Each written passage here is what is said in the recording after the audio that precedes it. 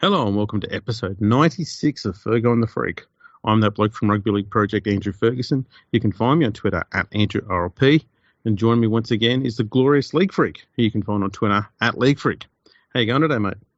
I'm going really well. I'm really excited about this episode. People have been really enjoying the history episodes that we've done so far. And I think that this might be the best one yet. So, and it's at a key moment for the game in Australia, and one that it's kind of incredible that when we go through this episode that they got through this year. So yeah, I'm really looking forward to it. Yeah, this is something I've dabbled in a bit of history around this sort of season a fair bit in the past, so I know chunks of stuff. Mm-hmm. And so much stuff gets tied into this. So today we're going to look at the second season of the New South Wales Rugby League. That was 1909. And I suppose we can't really get into it without discussing a few things that happened in 1908 first. We're not going to go into the birth of the game and stuff like that. Just a few things that happened in 1908 that were important in 1909. Mm-hmm. So there were 8 teams initially. A 9th team was brought in, that was Cumberland. They played a game against East in a trial match. And Daly Messer didn't play in that one, but East still won 18-4. And the league figured that was good enough and brought them in. Mm-hmm. This is when the competition had already started. It was an odd decision because St George had already applied to be in the competition previously, but were overlooked because the administrators didn't want an odd number of teams. And then just a few weeks later, they decided to bring in Cumberland and have an odd number of teams. It is a bit weird. The other thing, and you were talking to me about this the other night, was that they weren't sure that people would want to travel all the way to St George. And it's something I think people need to keep in mind in these episodes, is that Sydney is very different to what Sydney is right now. I mean, places like Parramatta were the back of beyond. It's still a small city. It's difficult to get around back then. I mean, we know what it's like now, but people need to just keep in mind that it's a very, very different city to the one we have today. Yeah, I mean, even in 1920, there were adverts going up about, being able to buy blocks of vacant land out in Cronulla. Yeah, yeah. So it shows you just how far away things were then. Yeah, I'd love to go back in time and buy some blocks of land, hey. Oh, bloody, especially at Cronulla way. Yeah, yeah. It now.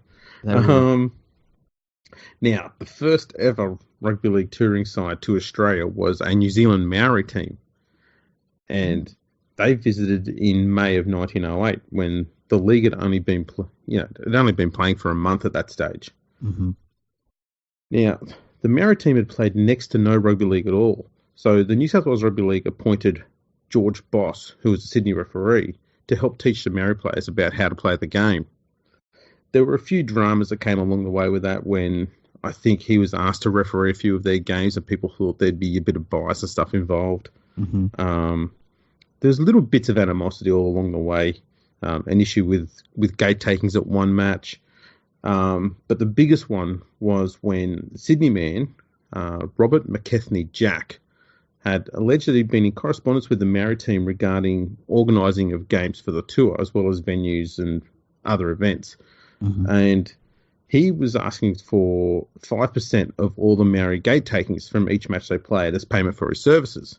Mm-hmm. Now, the Maori team, though, led by Albert Asher, had said that while they had discussions, no actual agreement had been signed off or agreed to. So Mm-hmm. as far as they were concerned, he wasn't involved with the team in any way. Now, after playing a few games in Sydney, the Maori team then travelled north of the border. And at this time, Mr. Jack took the team management to the equity court to try and get back the money he felt he was owed. On the day of the Maori game against Toowoomba, Jack had successfully got an injunction against 18 Maori players, preventing them from receiving any money from the game.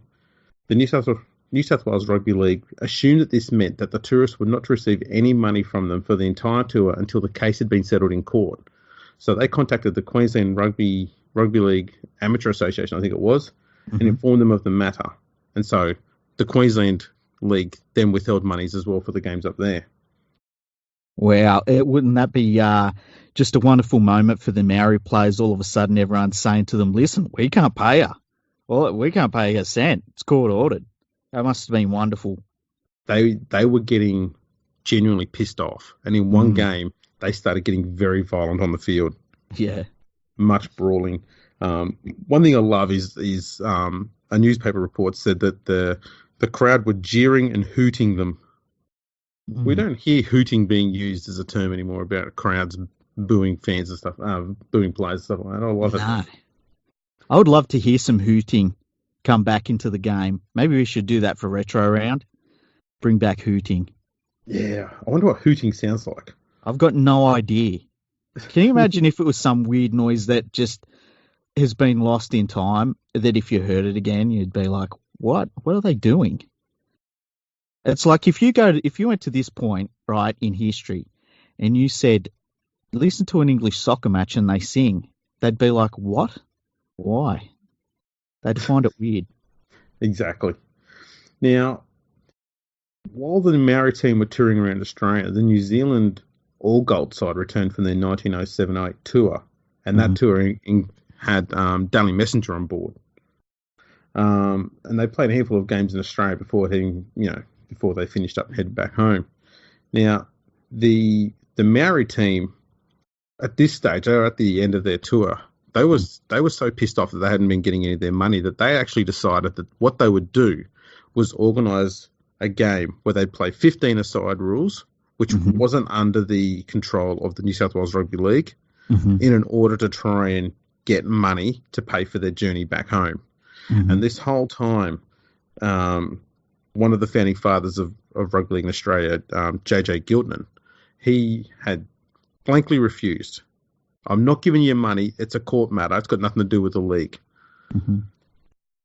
When the 1908-09 Kangaroos set sail, Giltinan went with them. And so Henry Miller took over the treasurer role, the secretary role of the game. And he decided then the best way to deal with this matter was to just at least pay for the Maoris to go back home. And so that's what he did. And they were happy with that. Yeah. So much so, they actually agreed to come back in 1909 and have another tour. And that sets the base for what happens in 1909. Part of it, yes. Yes. So the Kangaroos set sail. A few of the players that were selected, that weren't selected, caused a bit of an uproar, and they actually got picked later on. Pat Walsh is one of them, who I've written about before. And so he and a few others went on a second boat that left a few weeks after the initial Kangaroos had gone off. So the Kangaroos actually went across on two boats. Yeah, that seems fraught with danger. like these days, you wouldn't want to be on two different planes, let alone two different boats. You never know what's going to happen on the high seas. And they were on the seas for, I can't remember, it was either 6 or 8 weeks was the journey from Australia to England. Can you imagine the issues that would happen if modern day players were on the high seas for that long? I suppose one thing would be that there's no internet out there. Yeah, that's true. That is true. So yeah, it was widely reported that in order to try and cut down on costs, Giltinan had the Australian players shoveling coal into the boilers downstairs of the ship and stuff like that, and that's how they paid their way over there. Oh wow, was that ever confirmed? I'm not sure. It's one of those things where it most likely is true. Yeah. But there's a lot of fables that go on around rugby league in these early years, so sometimes it's hard to pick the truth from the fiction. But I think with that one, it's probably more likely to be true than fiction. Yeah, and I guess the other thing is too, and as the story goes on, there's probably things that were said to kind of discredit people as well a little bit. Oh, absolutely. Lots of things were said. Unfortunately, not all of them were written down. Yeah. One meeting in particular was, though, which we'll be getting to soon. Yeah. What was written down about that meeting. Meticulous detail. Yes. So the the tour left before the 1908 season had completed, which meant that the finals were played with all the star players gone. Mm-hmm. South beat East in the final of 1908, 14-12, and that pretty much ended the season in Australia. The Kangaroos then went over to England. It was the longest Kangaroos tour ever, and it was the first one. They played 45 games on this tour from October through till February, March of 1909. And this was the way that the game made money at this stage too. Like, these were the money-making ventures because rugby league had to make money. You know, it was a professional code. So this was the lifeblood of the professional code at this stage. That's right. And this tour was actually organised as a private venture by James Giltinan. So it wasn't funded by the New South Wales Rugby League. Mm-hmm. And Giltinan saw how successful the Wallabies tour, the All Golds tour was the year before. He heard how successful that was financially and thought this is going to be a good money spinner. Mm-hmm. And he was likely going to put some of the money that he made from it back into the game as well to keep it going for 1909 and so on and so forth. Unfortunately, some bad weather mixed with a lot of strikes in the north of England meant that the tour drew very low crowds and ran at a massive loss. Wow. This tour, little news trickled back to Australia, mostly just results of the game. But by early 1909, news reports started coming in about how the tour was running at a financial loss. Mm-hmm. But it was being somewhat conservative as to how much they thought the tour had lost. Mm-hmm. And it was found out that in the end, they'd lost so much money they couldn't afford to pay for the tickets for all of the players to come back home. So some of the players had to stay in England and they took up deals over there, while the Northern Union, which is now the English Rugby League, they then paid for the remaining fares for the Australian players to come back home. Mm-hmm. Wow, that's incredible. Some of the names that stayed back. I mean, do we have the names of the players that stayed back in England? There was a few. There was James Devereux, who was, or also known as Jimmy Devereux, was one of the centres. He went on this constant back and forth between Australia and England for, best part of a decade. Mm-hmm. He was an absolute star centre, and many of the players on that Kangaroo Tour said that he was better than Daly Messenger. Mm-hmm. So he played for Hull FC, constantly backwards and forwards. So he'd come and play with North for a year or two, then he'd go back over and play for Hull for a season and a half, then come back again. He did that a few times. Had a tragic ending to his life. He was doing some work on the Sydney Harbour Bridge in the 1920s, and a metal beam fell on him and crushed his hip and his leg, and he couldn't walk anymore. So ended up going over to England, and his death certificate says he was lost at sea. We don't really know when he died, but it might be argued that he may have committed suicide out in the ocean out there in England. Oh, okay. So they maybe just walked out into the ocean and that was it. Yeah. Wow. Yeah, not too sure what happened there, but yeah, he had, he was obviously a proud man, and because he'd been successful in two countries, mm-hmm. and had been considered as being better than Messenger by some of his players. Yeah. Not being able to play or run around anymore would have hurt him big time. Yeah. So another one was Pat Walsh, legendary figure, and quite part of his story in rugby union has an awful lot to do with how rugby league began. Come from Newcastle. He's played rugby union in Newcastle, became a test player for the Wallabies, then for some obscure reason stopped being picked after an incident happened up in a game in Newcastle. So he decided to go over to New Zealand and played rugby union over there for a little bit. Mm-hmm. And then he missed out on rep honours there once or twice. So he took a break from the game and went to South Africa and played VFL and won a premiership in South Africa playing VFL. That is very, very random. And came back to New Zealand, was playing rugby union when he got called up to come over and play in the rugby league competition in his debut year.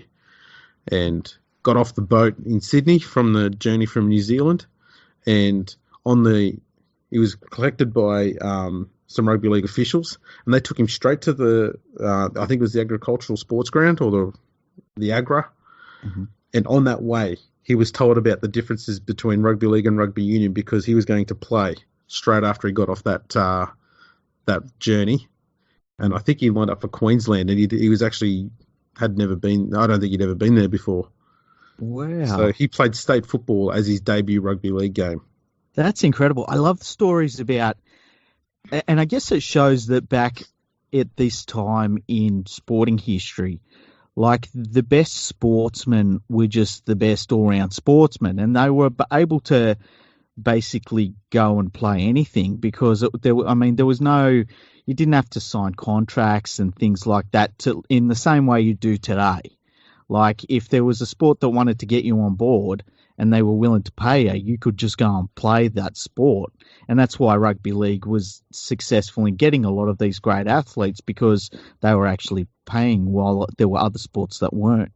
And I love these stories of players that they have these unique pathways that they took, and that one is incredible. Like playing VFL in South Africa. I bet there's no VFL in South Africa anymore. No idea. So he has a unique record where he won a rugby union premiership in Newcastle and in New Zealand. Mm-hmm. He won a VFL premiership in South Africa, and he won a rugby league premiership with Huddersfield in England. Wow, random. Very, very random. 3 titles, 3 codes, 3 different countries. He did all right. Stunning athlete. Yeah. So, as the tour was about to play its final game, I think this was March 5 of 1909, the New South Wales Rugby League held its annual meeting, and there were some startling observations about the management of the game, especially its finances, that were made at this meeting. President Henry Hoyle and Treasurer Victor Trumper, the legendary Australian Test cricketer, they were 2 of the 3 founding fathers, along with James Giltinan. They were at the meeting and they had to face all the questions that came up. Yeah, I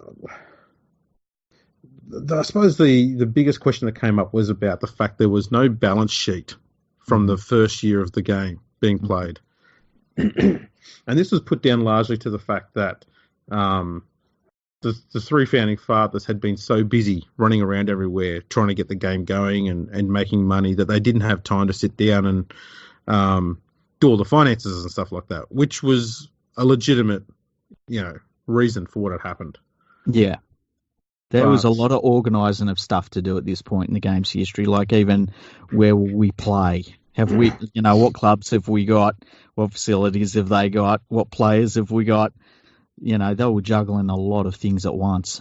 That's right. And at this time too, for a few weeks, there'd been news trickling in to Australia about the dire financial status of the Kangaroo Tour, which would have had a lot of the club's delegates and officials a bit on edge as to, the state of the game financially coming into the second season. Yeah. And the other thing to remember about this point too is that this is a brand new venture for a lot of businessmen and a lot of players. And they, this is only 1909, and they're hearing that the game, the big money spinning thing for the game has actually lost money. Like they would have been getting nervous that at the end of the day, they're not going to get paid. And that's kind of what they're there for. Yes. Especially when a lot of them, including, Giltinan and Hoyle, had put their own money into the game to get it started as well. They had a vested interest in what they'd invested in the game as well, but they also wanted the game to succeed and become financially good, successful as well. Yeah. Now, at this meeting, and this is going to sound rather boring, but it's quite pivotal to the chaos that comes along in the following few weeks. The Newcastle club were unable to send any delegates to the meeting. However, it was stated at the meeting that by Hoyle that Glebes, Arthur Waymark and South Sydney's Edward Fry had been appointed to act on Newcastle's behalf. These appointments were questioned, to which Hoyle replied that he'd received a letter from the Newcastle club confirming their appointments, However, unfortunately, he left the letter back in his office. He also said he would produce the letter the following morning. So the meeting carried on, and it went on to the next drama, which was the lack of the balance sheet. This news was accompanied by a statement that Trumper and Giltinan had been banking monies for the league into a separate account under Trumper's name. Most of the office bearers retained their seats, with Hoyle defeating Ernest Broughton by just one vote. After the meeting, Trumper revealed that the account did exist, however, it was merely a trust fund designed to hold the rent for the upcoming season's games at the agricultural showground. Yeah, and they were worried that basically there was money being filtered off of the game for personal use. And that they were saying, well, there is an account, but it's for the game. And I can understand where these other clubs and delegates would have not been real happy about that, especially when none of it was written down. Like they were just like, oh yeah, take our word for it. So I understand where they were coming from. That's exactly right. That was the big reason why there was so much angst between the delegates and the three founding fathers of the game. Mm-hmm. Yeah. After the meeting, North Sydney delegate Alexander Knox, he's someone you're going to hear about a bit more here. He's great. He's a great character. Quite a protagonist. He stated that North Sydney would consider leaving the league if a balance sheet could not be presented and if a full-time secretary was not appointed. He also suggested that East, South and West may follow North. This spat between Knox and Henry Hoyle was played out through all of the newspapers for the next 10 days, backwards and forwards. The infamous Newcastle delegates letter was not presented the following day after the meeting either, but several days later. However, it was not signed, and therefore all elections in the annual meeting were declared null, and a new meeting had to take place. So this has just pissed everyone else off even more. Yeah, because it's like, well, we haven't got a balance sheet, and that all of that meeting that basically doesn't count anymore. So yeah, now everyone's really upset. Yeah, and they've got to go back and do it all over again, and it's just another piece of bad management, which is sort of, I dare say, a lot of them are thinking this sort of proves that there's something going on with the financial side as well. If they can't even get a letter right, then how can we trust them with the money? And they're still hearing about this tour that's a financial disaster. And like, it's they must have been wondering if this was all just going to fall apart very quickly, because it's only 1909, second club season of the rugby league in Australia. And it just sounds like it's falling apart. Yeah, it really is. Everything that could go wrong really is right now. Mm. So, on March 15, a second annual meeting took place. And this one was quite a bit more, let's say, animated. Mm-hmm. There were accusations, allegations, and even some abuse held back and forth mostly between Hoyle and Knox, ultimately leading to Hoyle resigning. So we've got a fair few quotes and moments from that actual meeting that took place. Yeah. So I'll read a few out, just without too much context behind them, just to show some of the dialogue between Knox and Hoyle. Okay, and what's gone on. And this is beautiful because this is actually what was said in this meeting between these actual people. Like, and I love that. It's such an incredible part of history that we've got. We're very lucky as a game to have this. Yes. So you've got to realise too that this is in a day when people didn't swear. So it's a very proper and very, I suppose, measured argument that went on between them. Yeah, it's great. Right, so at one stage, Knox says to Hoyle, who's chairing the meeting, "Let us get on." As in, get the meeting moving. And Hoyle replied with, "I will not have this dictation from you. You've been heard too much during the week already." Chastising him for going to the media. So politely as well. At another point, Hoyle said, "I am the supreme officer of this body. I will see that things are correctly done." To which Knox replied, "But you are not the Tsar." Oh, man. I suppose being called a Tsar back then was akin to being called a Nazi today. Yeah. Because the Nazis weren't around. Because the Nazis weren't around then, so had to go with the Russians. The Tsar, yeah. It's I love the way they speak. I wish people still spoke like that. Jersey Flegg then stood up. He says he wanted to say something, but he was told to sit down by Henry Hoyle, who was still standing on his feet having an altercation with Knox. And Flegg then piped up, "I will not sit down. You seem to be having all the say, and I want a little of it. You have no right to be in the chair." Wow. It's just slowly starting to build. Yeah, now, yeah. We've got a few lengthy bits here, and this is, well, I deliberated about whether I'd put this in here or not, but it is to do with the letter of the Newcastle delegates, and it's quite pitiable because it ended up changing how the game was run. Okay, go for it. So, and this is still quotes. So this is a quote from Mr. Alexander Knox. "At the last meeting, a letter purporting to come from the Newcastle Club appointed 2 delegates. That letter was unsigned. On the assurance of Mr. Hoyle, I admitted the letter on the condition that he produced the other letter he received on the Saturday following the meeting. The whole of the election depended upon these delegates. I can prove, however, that the letter presented by the President was never signed by Mr. Chambers of Newcastle, and that the meeting of the local league up there was never held. The Newcastle Club repudiated this election, and Mr. Chambers gave me a signed declaration that the letter sent to Mr. Hoyle was a counterfeit. I don't accuse Mr. Hoyle with being accessory before the fact, but I will say this." And then Henry Hoyle replied, "Oh, yes, you are." Then Knox said, "I say I am not." Hoyle then said, "Let us get on. God help the poor league." To which Knox replied, "Yes, the poor old league. It has been mismanaged. If Mr. Hoyle, after reading the letter from Newcastle on March 3, had forwarded it to the Secretary of the League, all the trouble would have been saved, as the signature could have been compared with others in the office." Wow. So here's my first question. Do we know where that false letter come from? And was it indeed a false letter, or did the Newcastle delegation just change their mind and decide, no, we might have sent that letter, but let's say we didn't, because we didn't sign it, we can do that? That is a very good question. Because it seems weird that there would be a physical letter and it would have the information that was needed, but it wasn't signed. It just seems like a weird circumstance to me. Like that, at some point, somebody has had to make that letter, whether it was Newcastle or it was somebody else that wanted to have Newcastle's power in their hands. There was an allegation made in this meeting that the league may have been, so this wasn't proven, may have been pressuring some members up in Newcastle to act, as the ambassadors for the Newcastle Club at the meeting to support Hoyle.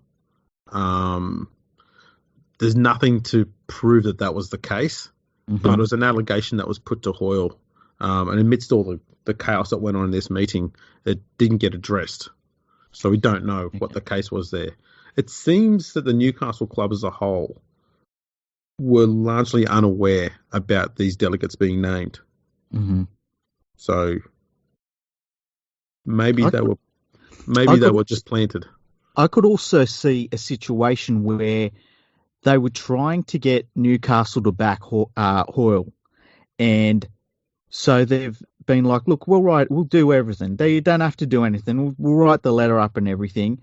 But then you get to Newcastle and they're like, "Well, we didn't give our okay for any of that." Do you know what I mean? Like, yeah. And people need to remember, the communication between Sydney and Newcastle wasn't really all that easy back then.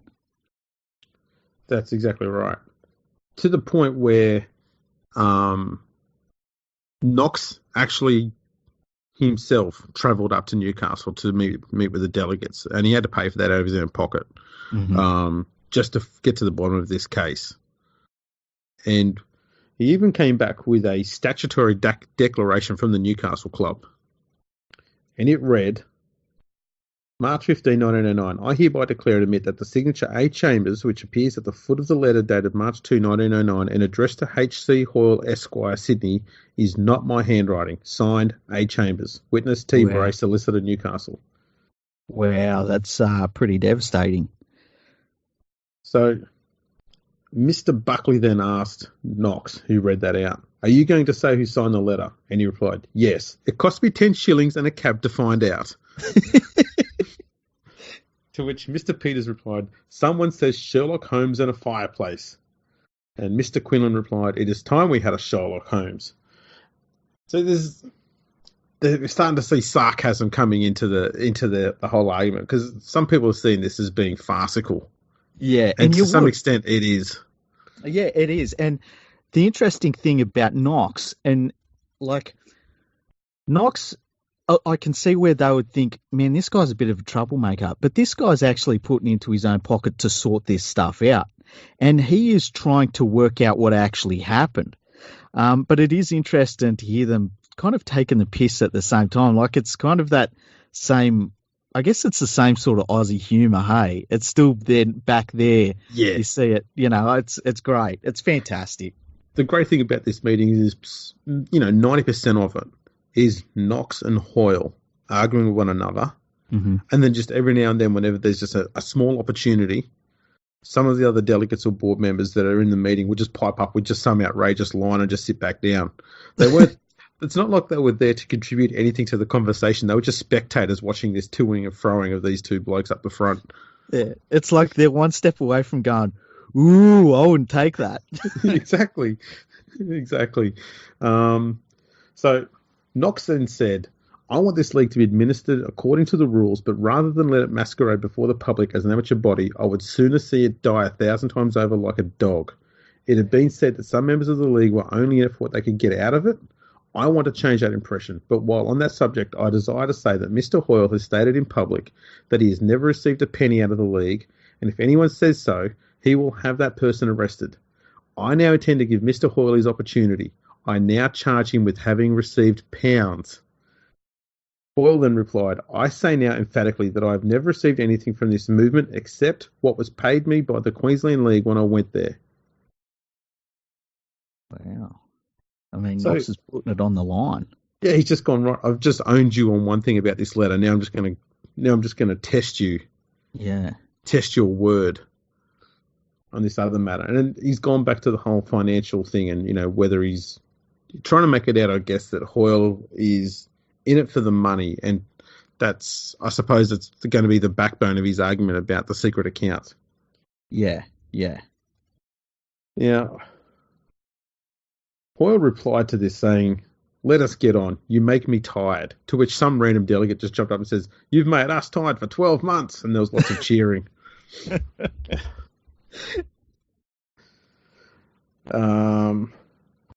Then Hoyle a little while longer, they started talking about the balance sheet and the discrepancy in income, which Victor Trump had then explained everything and how it all was, to which there was no argument about it.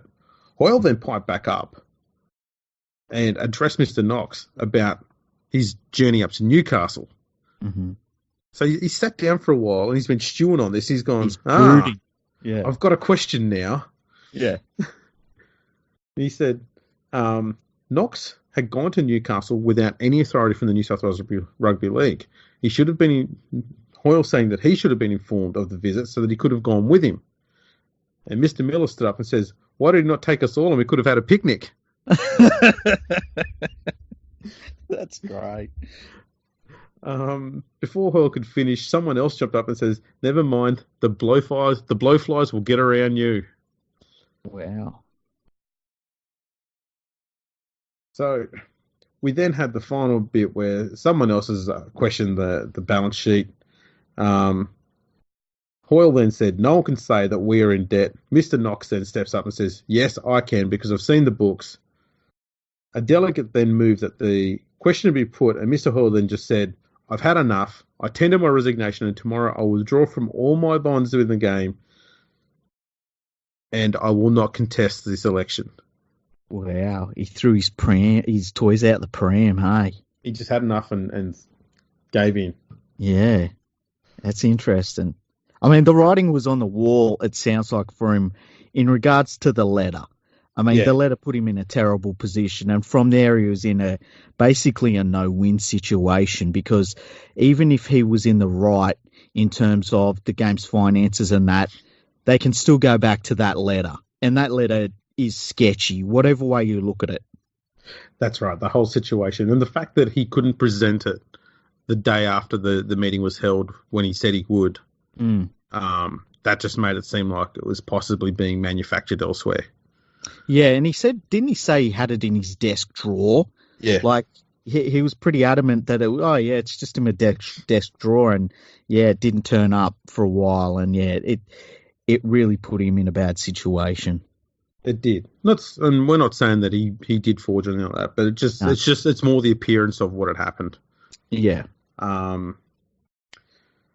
It also turned out later on too that there was no secret slush fund. It was, as they said, it was set up to pay for venue, renting out grounds and stuff like that.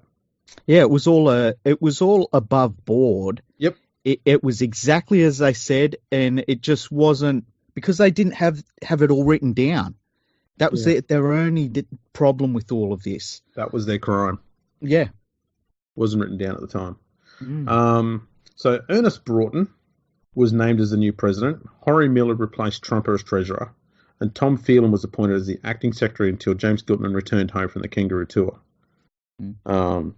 It's worth noting just briefly too, Henry Hoyle was a prominent Labor politician, and a very good one, for quite a while. So he came into the presidency role at the New South Wales Rugby League in 1907-08 as, the big speaker. He'd do all the talking.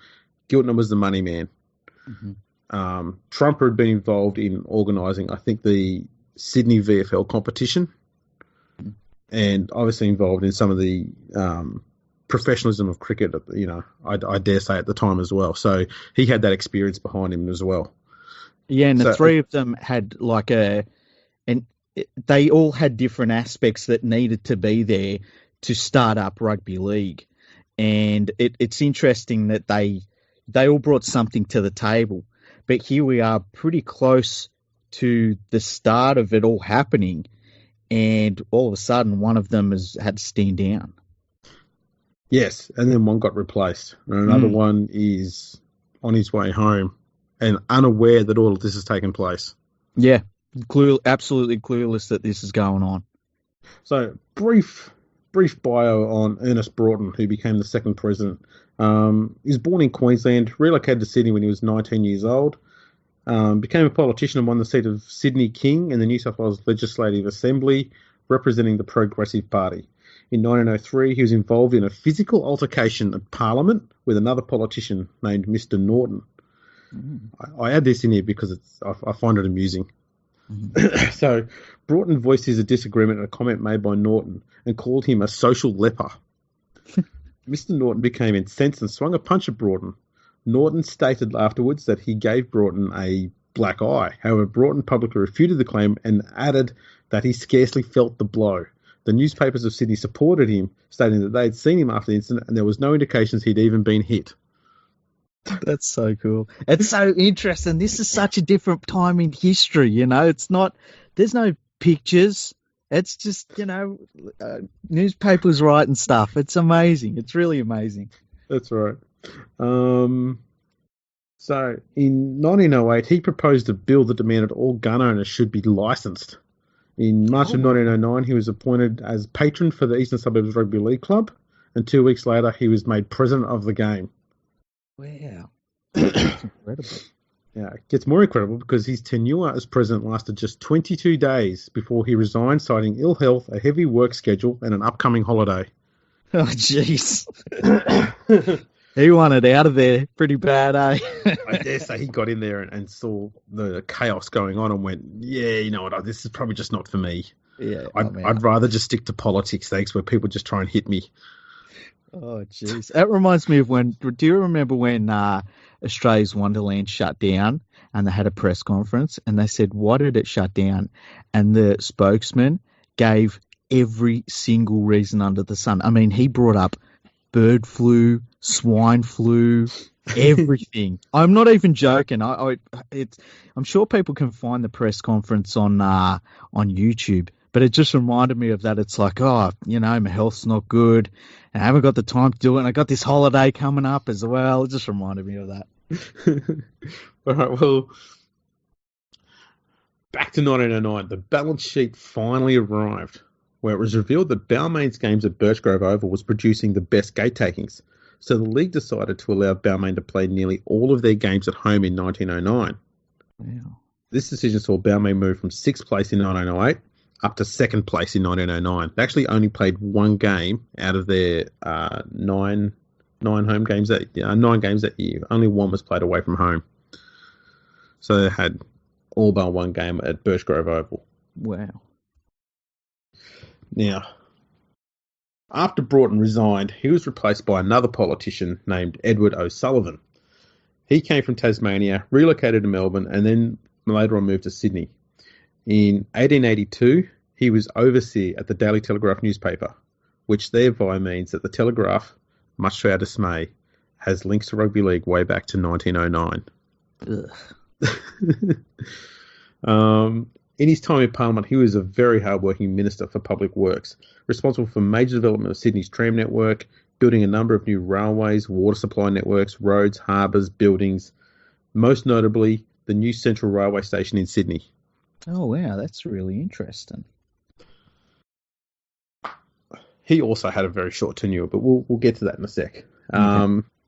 James Giltinan returned home in May 1909 with the Kangaroo Tour returning a reported debt of £418.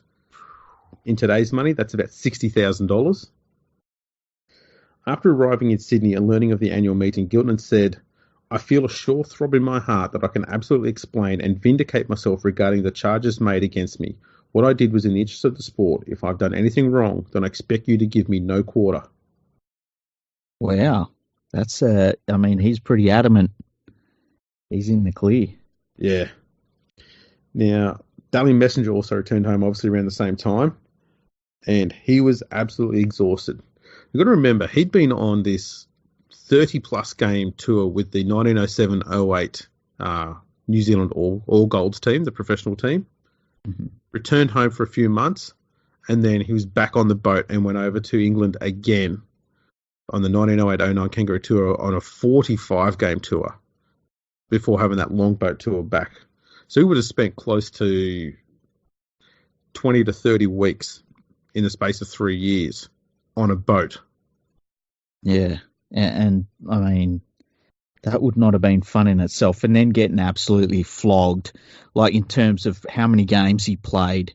I mean, he's played like 4 or 5 seasons worth of games, even for a modern day player, and he's done it in a few years. Yeah, he was doing so much work and it was all on the field. So he came back and he just said, "Look, I'm not playing any club football. I'm not playing for New South Wales or any of the Sydney teams, stuff like that." Just for 1909. He did end up playing in a game against the returning Maori team, and that was playing for Australia, but then took another month off. So that was another issue for the game then, because they didn't have their star, their big money-making star, out playing games of football either. Yeah, and when they had used their star, they'd lost money, which must have really worried them. Exactly. Now, in June of 1909, the league decided to replace Giltinan and appointed the game's first full-time paid secretary, Edward Larkin. Larkin had been a state and test player in rugby union in 1903, representing New South Wales and Australia. He also became one of the discontented players at the time, and they were opposed to the Metropolitan Rugby Union, who were the governing body of rugby in Sydney at the time. He stopped playing shortly after, and in 1909 turned his hand to politics, where he became a member of the Labor Party. Shortly after he was appointed secretary in 1909, Samuel George Ball, or as we all know him today, SG Ball, suggested a series of games to be played between Rugby League's Kangaroos and Rugby Union's Wallabies. This wasn't the first time that this idea had been proposed. Giltinan had been speaking about this on the Kangaroo Tour as well. The Wallabies had toured England in 1908 with great success and even won a gold medal at the 1908 Olympics, albeit against mediocre opposition. I think there were only 3 competing teams, and the team that was representing England actually just represented one small town or province in the country. Mm-hmm. So it wasn't a huge feat, but still, they can say they were gold medalists. Yeah. The idea for the series of games was to pay the Wallabies, and the idea was, you pay them. Rugby union would then say, you've been paid to play the game professionally. You can't play rugby union anymore. You're all banned for life. Mm-hmm. And all those players would then have only rugby league to play if they wanted to keep playing rugby. Now, the thing about this, right? Surely the rugby union players knew that was the deal. Yes. And we'll get into that right now. Okie dokie. SG Ball approached the Wallabies. He had £500 at his disposal to lure the 31 players across to the rugby league with. In the end, he managed to get 17 of them, and they didn't cost £500. They cost almost £1,600. Which is a absolutely astronomical amount of money at this point in the game's history. We're talking 3 times the cost for just over half the players. Yeah.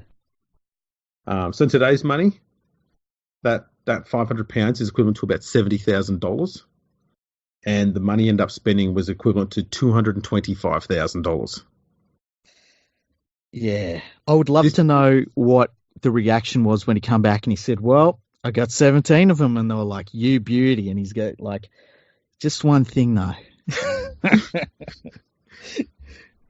Yeah, we need a lot more money. Yeah. Can you imagine and all of this, the blow up about the books of the game and stuff like that.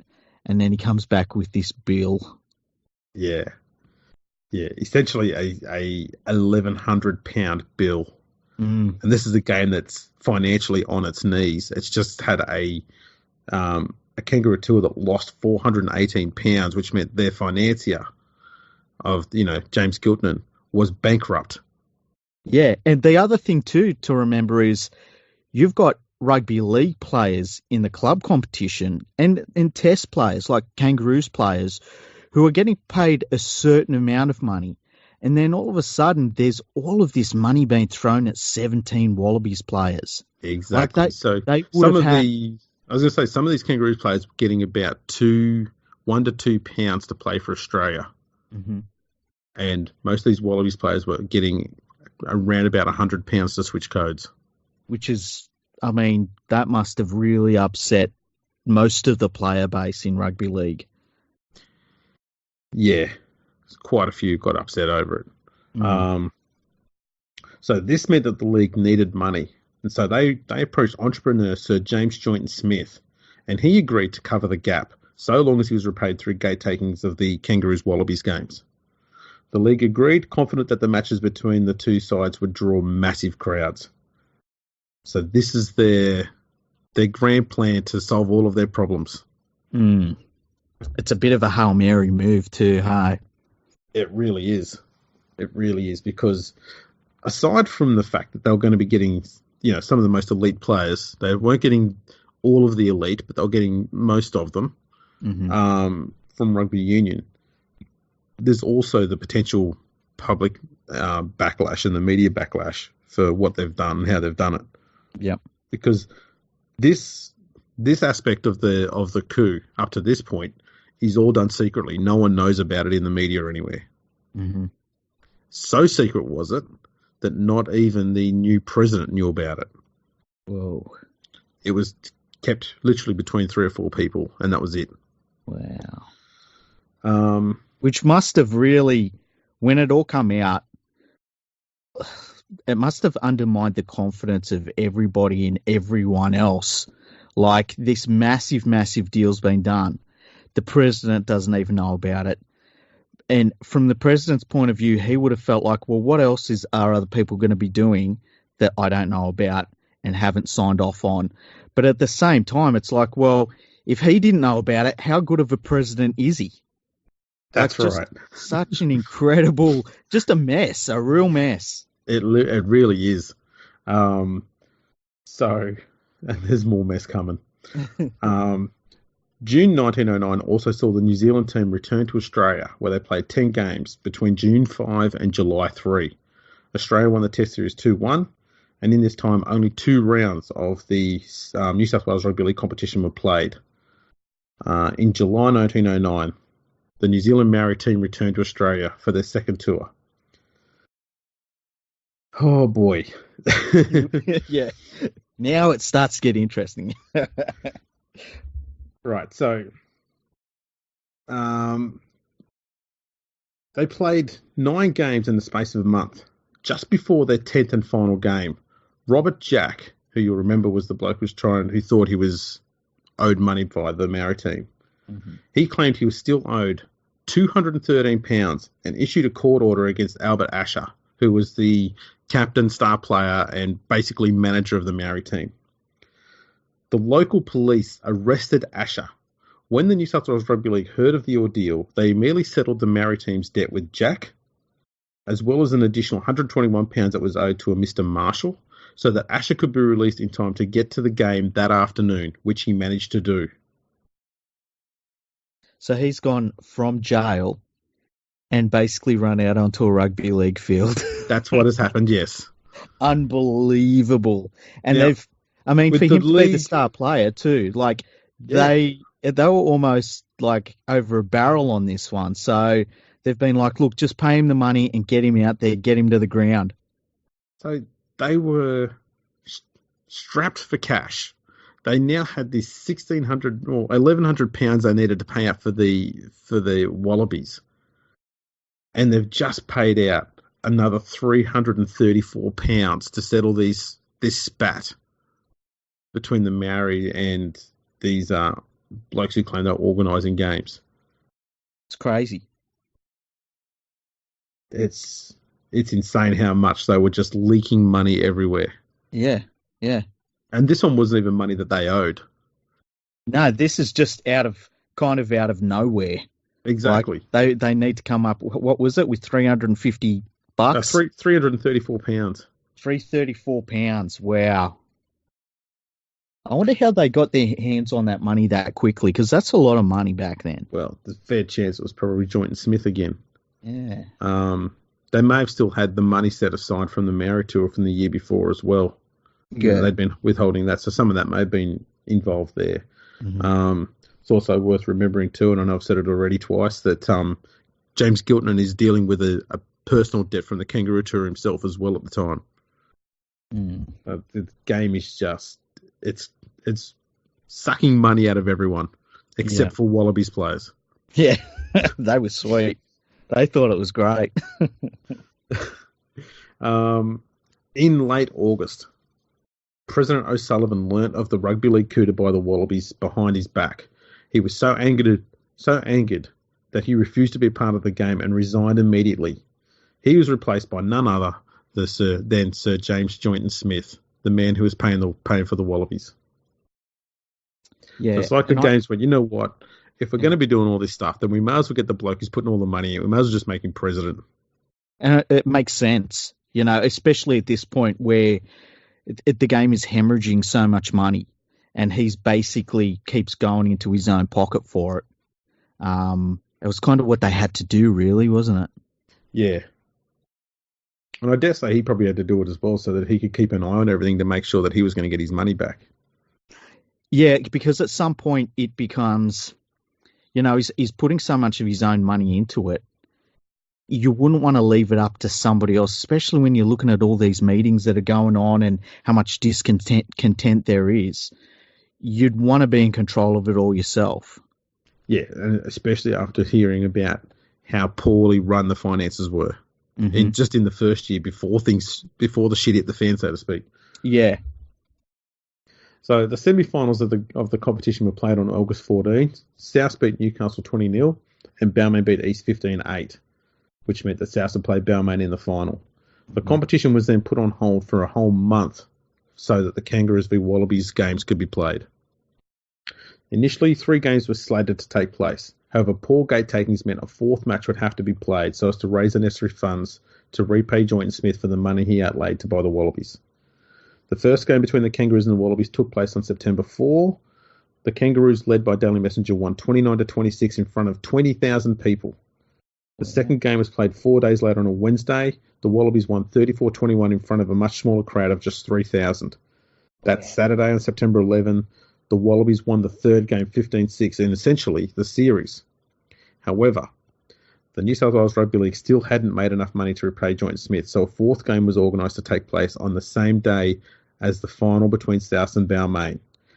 And here we get into the next drama. Because it's been weeks since the previous one. So, and just it's interesting, just on those crowd figures, 20,000 for a match between the Kangaroos and the Wallabies.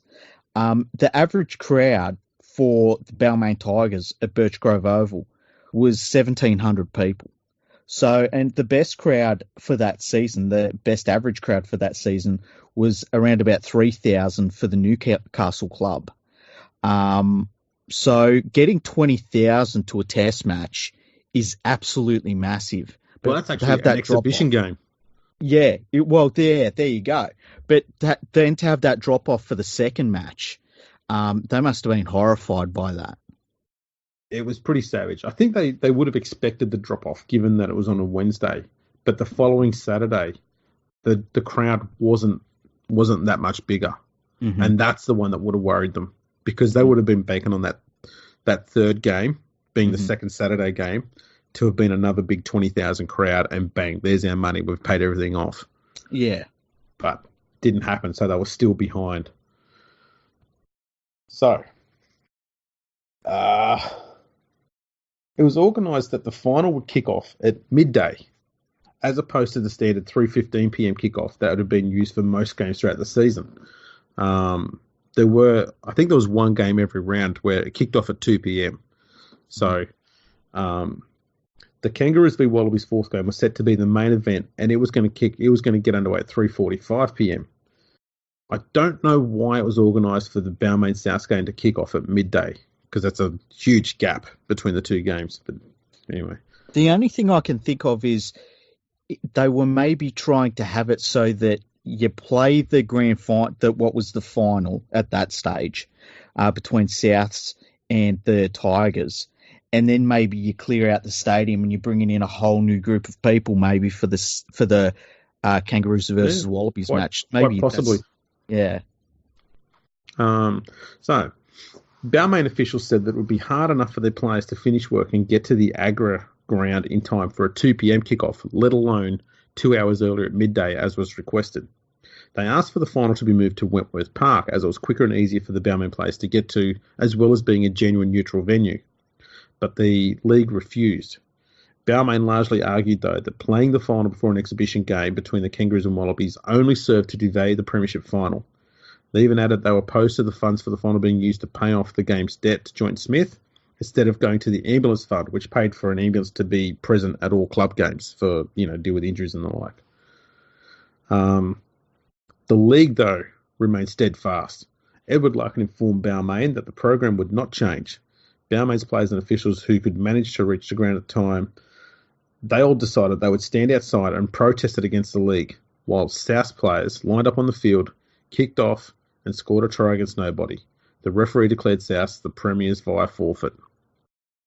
The famous forfeit premiers. That's the story of them. But it has the story. And there's been so much talk too that the animosity between Balmain and South all stemmed from this game in 1909, and it wasn't because South won by the forfeit. It was a story that South had suggested that they would stand with Balmain outside the venue and join them in the protest, only to turn up and kick off and take the premiership instead. I've not found anything, anything in newspapers and stuff anyway to suggest that ever happened. All the talk about this final was about Balmain being opposed to it. There's nothing about South Sydney being upset about it or opposed to it whatsoever. Yeah, which is really interesting and such a weird situation. And South ended up playing a match against a thrown together side for, I guess, to play an exhibition game, didn't they? Yes. So the league suspected that Balmain weren't going to play the game. The league decided that they were still going to honour the commitment of having 2 games played at this venue for the day. So they hastily organised for a combined first grade team to play against South. South won that game 18-10. Now, a unique moment out of this is that South forward Tom Golden lined up for the combined side, which meant he picked up the unique feat where he won a premiership despite playing against the premiership winning side on the day of the final. So he was a South Sydney player, yes? Yes, and he played in the losing side against the premiers on the day they became premiers. Which is really interesting. He must have had a lot of fun playing against his mates, though, hey? Oh, yeah. That's the thing, though. I mean, it happened a few times. In 1908, the last game played by Cumberland, the team had lost so many players. No one was interested in playing with them anymore. That their last game against North saw North hand 2 or 3 players to Cumberland so that they could actually have the game, and North won the match 45-0. Wow. It makes you think about, and it couldn't happen at all, right? But if that happened these days and you had, say, an NRL club saying, look, we haven't got enough players, can you lend me some? And who you would lend to that other club? Well, exactly. You'd say, yeah, sure, look, we've got a few 45-year-olds that do a bit of training out the back. There's Reg. He's about 175 kilos. He'll be right. Exactly. I guess it also shows how small these playing squads were as well for these clubs. Like, we think of NRL clubs as having so many different, levels to them these days. Back in 1909, the squads were pretty small. Yeah, they really were. Usually, and that's the thing too, there's next to no interchange. I think the rule back then too with the interchange was you could only use an interchange if a player was injured and unable to finish the match, and you could only replace them in the first half. So if you got a player injured in the second half, you just had to finish the game with 12. Wow. It's an interesting rule, actually. Yeah, and that rule hung around for a long time. Decades. Yeah, the way that we see the benches now, where you've got guys on the bench that come on as replacements for whatever, it's actually a pretty new thing in rugby league. Like, you kind of think it have been around from the early days. It hasn't. It's still a newish concept. Yeah. So after the South had beat the combined side, the Kangaroos then came out and beat the Wallabies 8-6, which tied the series at 2 games apiece. Just 4,000 people attended this doubleheader, but it was just enough to pay off the league's debt to Joint Smith and finish the season with a modest profit of £39, which in today's money is $5,500. And when you consider the absolute mess of the season they've just had and all of the dramas, that's some sort of minor miracle. It is, because they've paid off they've bought the 17 of the best 31 rugby union players in Australia. They've managed to clear the debt from that and everything else during the year. They've actually got quite a rich man now as the president of the game, and a genuinely intelligent full-time secretary as well running the game. All the chaos at the start of the year seems like it was so long ago, but it was only a few months ago. Yeah, and I also think that in all of the troubles that they had, they also found that by getting through it all, everybody that was in charge now knew that everybody beneath them was watching everything they did. Their books were now all sorted out, and they were made public to the other board members and other shareholders in the game. There were a lot of things that the game went through in 1909 that was really messy, but by the end of it, it sort of drew it all together in a weird way so that the game could then go on from that point forward.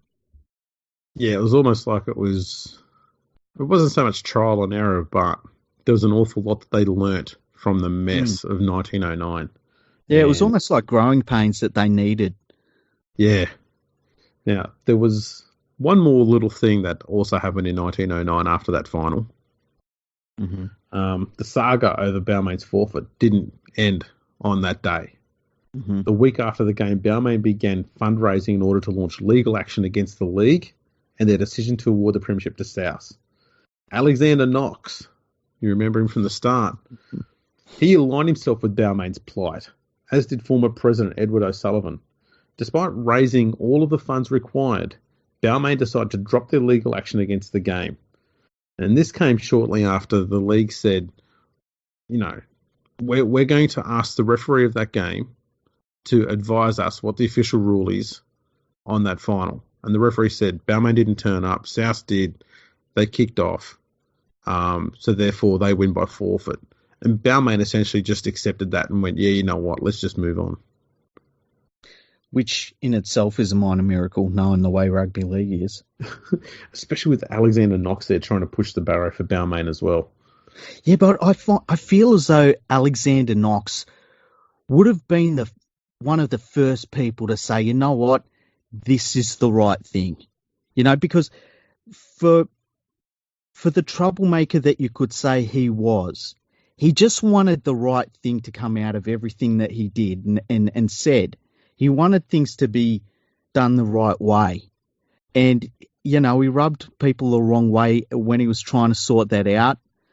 But I think his intention was always a good intention. Yeah, I dare say you could probably argue that. I don't know too much about how he ran the North Sydney club and how long he was there for. I haven't looked into that yet, but that's one thing I'm definitely keen on doing because he's an intriguing character.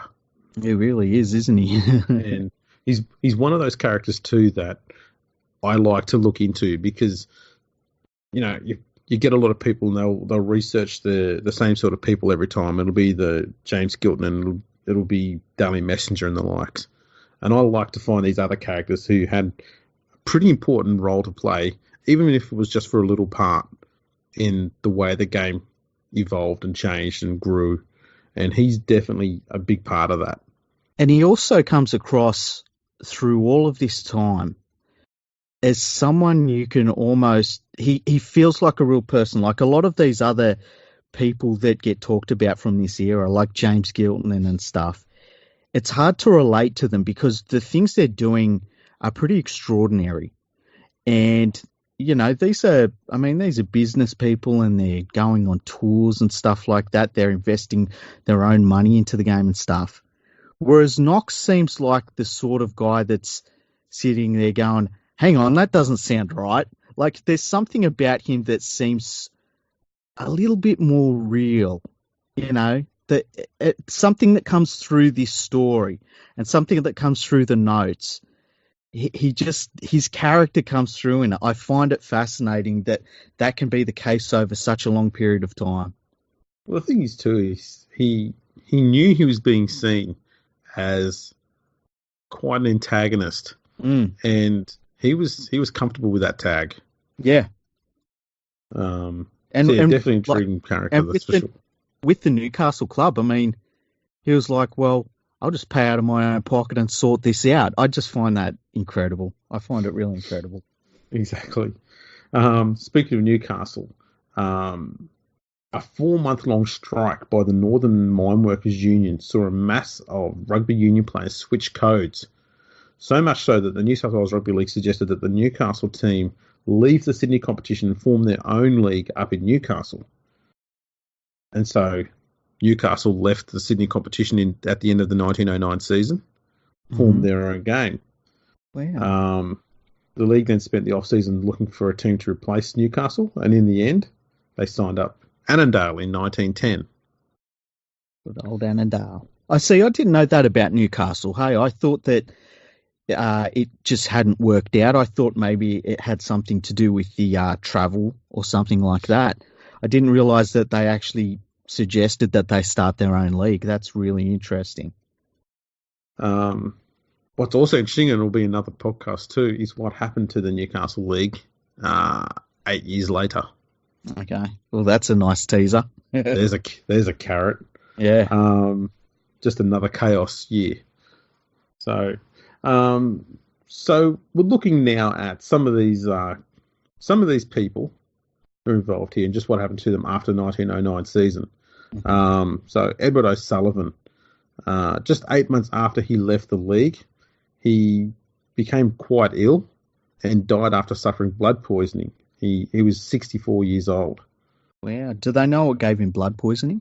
No, it's just all I could find was a long illness.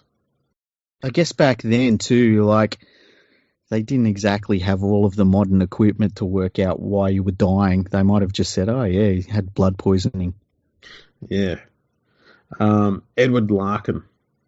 He went on to set up an affiliation between rugby league and Catholic schools. Mm-hmm. He also fixed the code's financial issues and even proposed spreading the game to the USA. He forged an agreement with the SCG Trust to have rugby league games played at the marquee venue. And then in 1913, he became the first Labor politician to win a seat on Sydney's North Shore. Wow. During his time in Parliament, he advocated for a bridge to be built across the harbour. That'll never work. That'll never work. Then in 1914, just 3 weeks after the start of World War One, he enlisted to join the army. Many of his colleagues urged him not to go, as his leadership abilities would be required on home soil. Larkin, though, insisted that it was his duty as a former athlete and as a leader of athletes to volunteer to serve for the country so as to inspire other athletes to do the same. Some also saw his decision to join as a way of helping to promote more men to join the war effort as soldiers. Shortly after enlisting, Larkin was promoted to sergeant. On October 18 in 1914, he departed for England, where he was prominent in organising rugby league games amongst soldiers. In early 1915, while still in Egypt, he fell ill and was granted permission to return home. He refused, and just weeks later he joined the 1st Battalion, which contained his brother Martin, and they disembarked for Turkey. On the first day of battle at Gallipoli in 1915, Larkin's battalion was one of the very first to set foot on the shore. His battalion made it up to the top of a ridge before they were gunned down by heavy machine gun fire. When approached by the stretcher bearers, Larkin reportedly waved them away and said, "There's plenty worse than me out there."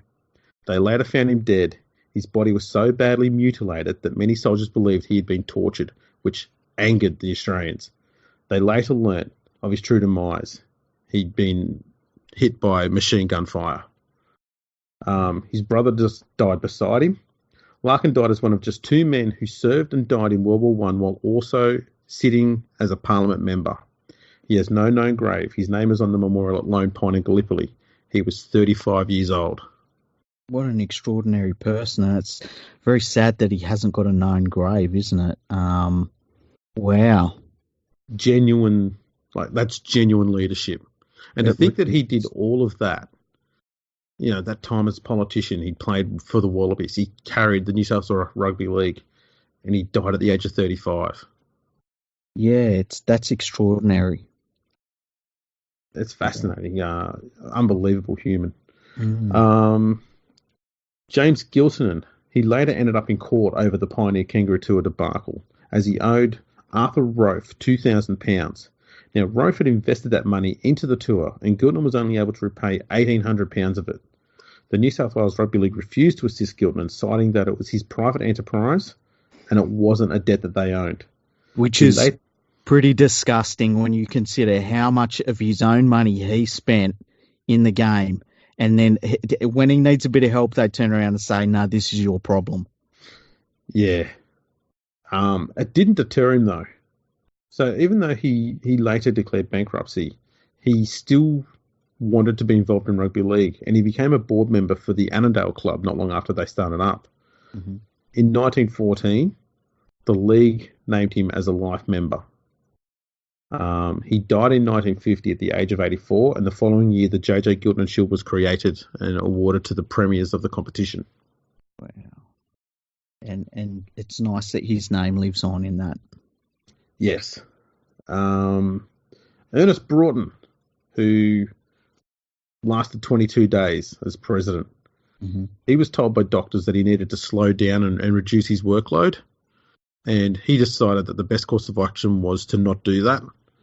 In 1917, after spending years refusing doctors' orders, he also suffered a long illness and died. Far out. And Dally Messenger. After taking much of 1909 off, Messenger returned to club football in 1910 for East. He also represented New South Wales and Australia against a visiting Great Britain side. In 1911, he had a breakout year in regards to point scoring. He amassed 148 points in 16 games for East in the Premiership, 113 points in 6 games for New South Wales, and 12 points in 1 game for Metropolis, which was a total of 273 points in 23 matches. After retiring in 1913, Messenger was awarded life membership of the New South Wales Rugby League in 1914. He became a hotelier. I believe, too, that he had a hotel in Sydney, and there was a murder that took place between, I think, an argument between 2 gangsters, something like that, downstairs in his hotel. And he didn't want a bar of it. So he left Sydney and headed up to Queensland and worked on a banana plantation for a while. Mm-hmm. And then he moved back onto the North Shore the North Coast of New South Wales and became a hotelier again. And then I think that was where his wife died. Mm-hmm. So he returned to Sydney. He lived out of the New South Wales Rugby League Leagues Club for quite a while. And he lived between there and his son's house. And he didn't just spend his whole time there. He went and spent his own time going around much of New South Wales and putting on coaching clinics for kids. On one such venture in 1959, he went to central New South Wales and he suffered a heart attack while he was in his hotel room in Gunnedah and passed away. So it's sad. It's interesting that Dally Messenger, I mean, even right to the end of his life, he got into rugby league and he was in it completely. Like he committed 100%, and did so up until his death. Yeah, literally till his death. There was a spat that went on over I think it was the Royal Agricultural Society Shield, which was awarded to the East Club in 1913. The way the thing worked then was if you won the premiership 3 years in a row, you got to keep it. Okay. And East won the competition in 1911, 1912, and then 1913, which meant they got to keep the shield. Mm-hmm. And I think the club awarded it to Dally Messenger. And there was some point over the years that the league wanted it back. And there was an ugly saga that went on between the two for a long time. I believe the family has it back now. I'm not sure, though. Don't know what happened there. Yeah, but you know what? That thing about keeping the trophy, can you imagine if they did that these days where if you win the trophy 3 times in a row, the premiership trophy I'm talking about, they have to recast a completely new trophy? Yeah. I don't think I'd be against that. I mean, I like that the trophy has that lineage, especially with the gladiators on it, and I think you'd keep that as part of it, but I don't think that'd be the worst thing in the world either. Especially given how hard it'd be to do that. Yeah, oh yeah, especially these days. I mean, could you imagine if next year, in 2020, the Sydney Roosters were vying for the opportunity to win the trophy forever? That would be incredible. Yeah. That'd be amazing, especially if it meant that the next trophy was made to be somewhat slightly different. Yeah. Like an evolution of what we have. Like I think you can see the trophy we've got now is a direct evolution from, say, the Winfield Cup.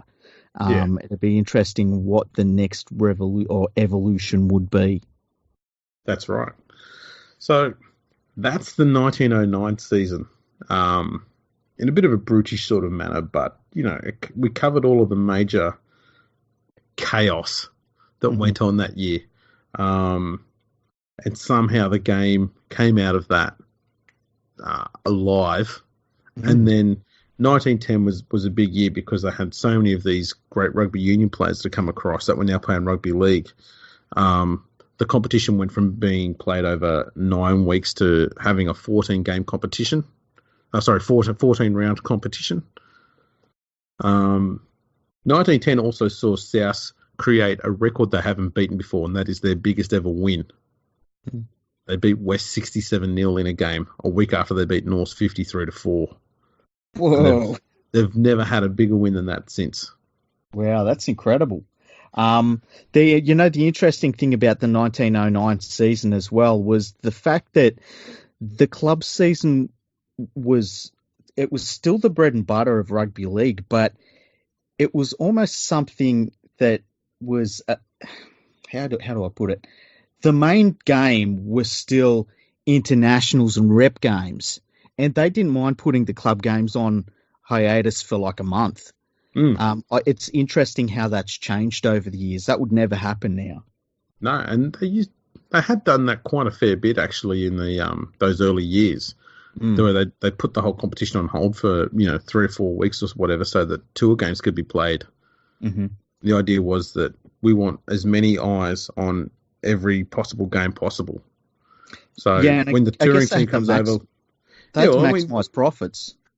That's right, and they also wanted to make sure that visiting teams got the maximum money they could get, because it meant that they'd split the gate takings 50-50, which meant it also meant the league in Australia would get a good bit of money as well. Mm-hmm.